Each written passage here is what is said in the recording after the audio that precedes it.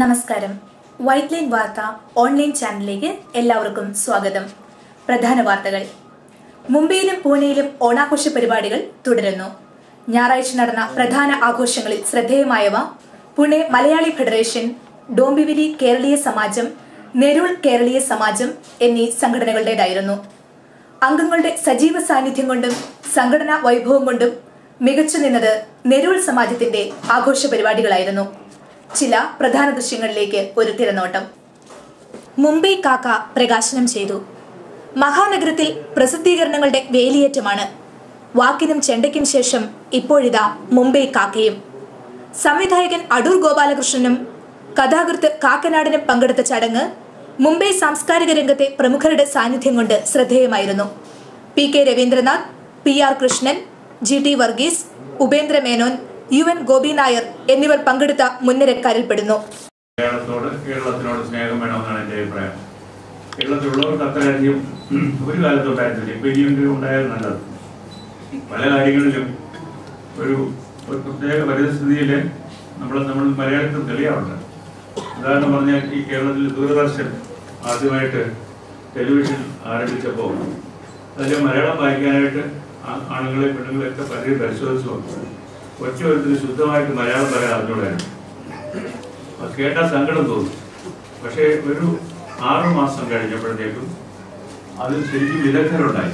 ഇത് വളരെ അത്യന്തം മനോഹരമായിട്ട് പല ചാനലുകളിലും സുന്ദരമായി മലയാളം പറയുകയും ഒന്നാമതായിട്ടത് മറ്റു ഭാഷകളുടെ അതേ ഭംഗിയിൽ ഇംഗ്ലീഷിലേക്ക് നമുക്ക് ഉദ്ദേശിക്കുന്ന രീതിയിലുള്ള സ്റ്റൈലിൽ തന്നെ മലയാളം അവതരിപ്പിക്കുകയും വാർത്തകളും വിശേഷങ്ങളും ഒക്കെ അവതരിപ്പിക്കുകയൊക്കെ ചെയ്യുന്ന സ്ഥിതി ഇന്നുണ്ടായിട്ടുണ്ട്.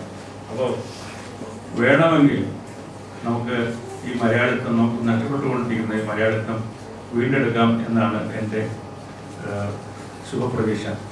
ഒരു കാലത്ത് മാസികകളും പത്രങ്ങളുമൊക്കെ വിദേശങ്ങളിൽ നിന്ന് വിദേശ മലയാളികൾ മറുനാടൻ മലയാളികൾ പ്രസിദ്ധീകരിച്ചിരുന്ന ഒരു കാലം, അത് ആദ്യത്തെ തലമുറ മലയാളികളുടേതായിരുന്നു എന്നുള്ളത് നമ്മൾ മറന്നുകൂടാ. ഇന്നിപ്പോൾ ഇരിക്കുന്നവരിൽ എനിക്ക് തോന്നുന്നു കൂടുതൽ പേരും 2ാം തലമുറയിലുള്ള മലയാളികളാണെന്ന് എനിക്ക് തോന്നുന്നു. 1ാം തലമുറയാണെന്ന് എനിക്ക് തോന്നുന്നില്ല. അപ്പോൾ അടുത്ത തലമുറ വരുമ്പോഴേക്കും ആവശ്യമില്ല മലയാളം. ഇതുപോലുള്ള ഒരു സ്ഥലത്ത് മലയാളം അറിഞ്ഞിട്ട് ആവശ്യമില്ല എന്ന് കഴിയും. പക്ഷേ അത് നമ്മുടെ രാജ്യത്ത് തന്നെ ഒരുപാട് കമ്മ്യൂണിറ്റീസ് ഉണ്ട്. പല ഉദാഹരണം പറഞ്ഞാൽ തമിഴ് നമുക്ക് കേരളത്തിൽ എത്രയോ വർഷങ്ങളായിട്ട് തലമുറകളായിട്ട് കേരളത്തിൽ കഴിയുന്ന തമിഴ് വംശജരുണ്ട്.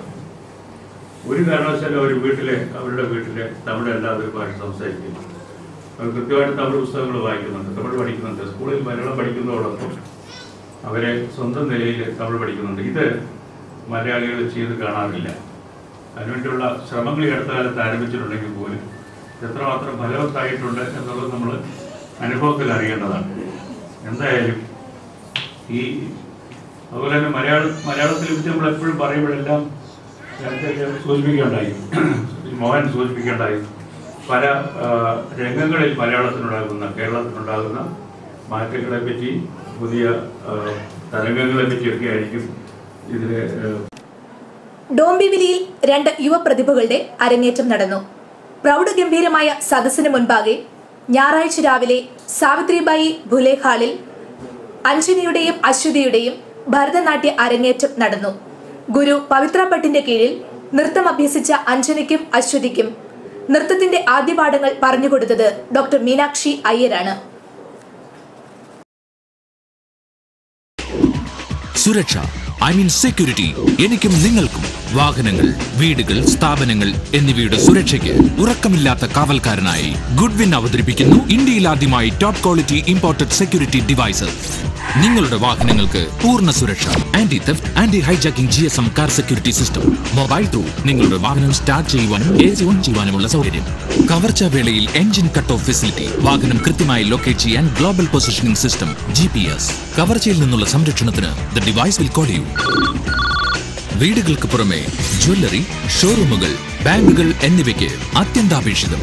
കാര്യക്ഷമമായ സുരക്ഷാ മേൽനോട്ടത്തിന് close circuit TV systems. Optical സയൻസിന്റെ അടിസ്ഥാനത്തിൽ തികച്ചും ശാസ്ത്രീയമായി എല്ലാത്തരം സ്ഥാപനങ്ങൾക്കും അനുയോജ്യം. Replacement guarantee, life long service. ഇനി ലോകത്തെവിടെ നിന്നും വാഹനങ്ങളും വീടും സ്ഥാപനങ്ങളും നിങ്ങളുടെ നിയന്ത്രണത്തിൽ. Goodwin, your security partner.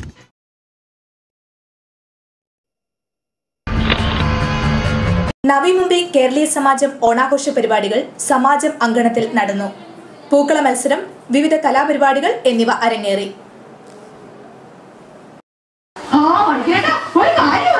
ഞങ്ങളുടെ ക്ലബിലെ പ്രസിഡന്റ് ക്ലാര മാഡത്തിന് പകരം ആ കോൺഗ്രസ്സുകാരി സൂസി മുതൽ പ്രസിഡന്റ് ആകുന്നത്. ആരും അറിയാതെന്താ, പകരം വരുന്ന ആളുടെ പെർഫോമൻസ് നന്നായാൽ മതിയല്ലോ. എന്റെ പണിക്കിരേട്ട വേറൊരു കാര്യം പറഞ്ഞു. പരദൂഷണം പോരട്ടെ. നമ്മുടെ കറവക്കാരൻ കുമാരന്റെ ഭാര്യ കഴിഞ്ഞ ആഴ്ച വേറെ കൂടെ ഒളിച്ചോടിപ്പോയെന്ന്. എന്നിട്ട് കുമാരൻ ആ വാശിക്ക് പകരം അന്ന് തന്നെ വേറൊരു കല്യാണം കഴിച്ചു. അത് വളരെ നന്നായി. അതെന്താ പണിക്കിരേട്ടൻ അങ്ങനെ പറഞ്ഞത്? ആര് പോയാൽ എന്താടി, പകരം വരുന്നവളുടെ പെർഫോമൻസ് നന്നായാ പോരെ. അയ്യേ, ഈ മനുഷ്യൻ എങ്ങനെ പറയുന്നത്? ഹലോ, ഡോംബിവിലി കേരളീയ സമാജത്തിന്റെ ഓണാഘോഷ പരിപാടികൾ സമാപിച്ചു. ഡോംബിവിലി വെസ്റ്റിൽ തുഞ്ചൻ സ്മാരക ഹാളിൽ സെപ്റ്റംബർ 12 വൈകുന്നേരം 6 മുതലായിരുന്നു ആഘോഷങ്ങൾ. നൃത്തനൃത്യങ്ങൾ, നാടൻ പാട്ടുകൾ, ലളിതഗാനങ്ങൾ, മിമിക്രി തുടങ്ങി വൈവിധ്യമാർന്ന കലാപരിപാടികൾ ഉണ്ടായിരുന്നു.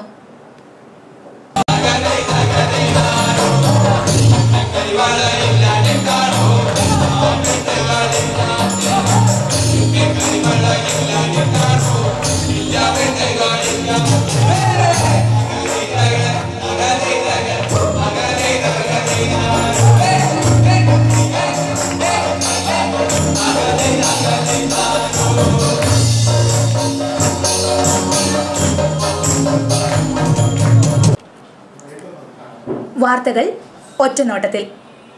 ശിവഗിരി തീർത്ഥയാത്രയ്ക്ക് വൻ തയ്യാറെടുപ്പ്. ശ്രീനാരായണ മന്ത്രിസമിതി കർണാടകയിലെ ബില്ലവ സംഘടനകളായ ബില്ലവർ അസോസിയേഷൻ, ബില്ലവ ജാഗ്രത ബലഗ, പുണെ ശ്രീനാരായണ ഗുരുസമിതി എന്നീ സംഘടനകളുടെ സംയുക്താഭിമുഖ്യത്തിൽ ഈ വർഷം മുംബൈയിൽ നിന്ന് ശിവഗിരിയിലേക്ക് തീർത്ഥയാത്ര പോകുവാൻ തീരുമാനിച്ചതായി ശ്രീനാരായണ മന്ത്രിസമിതി സെക്രട്ടറി NS സലിംകുമാർ അറിയിച്ചു. രാഗസുധ ഇന്റർ സ്കൂൾ കലോത്സവം ഒക്ടോബർ 3. മുംബൈയിലെ പ്രമുഖ കലാ സാംസ്കാരിക സംഘടനയായ ഡോംബിവിലി രാഗസുധയുടെ 7ാമത് ഇന്റർ സ്കൂൾ കലോത്സവം ഒക്ടോബർ 3 നടക്കും. ഡോംബിവിലി ഈസ്റ്റിലുള്ള ഹോളി ഏഞ്ചൽ സ്കൂളിൽ രാവിലെ 9 മത്സരങ്ങൾ ആരംഭിക്കും. വൈറ്റ് ലൈൻ ഗ്രൂപ്പും രാഗസുധയും സംയുക്തമായാണ് മത്സരങ്ങൾ സംഘടിപ്പിക്കുന്നത്.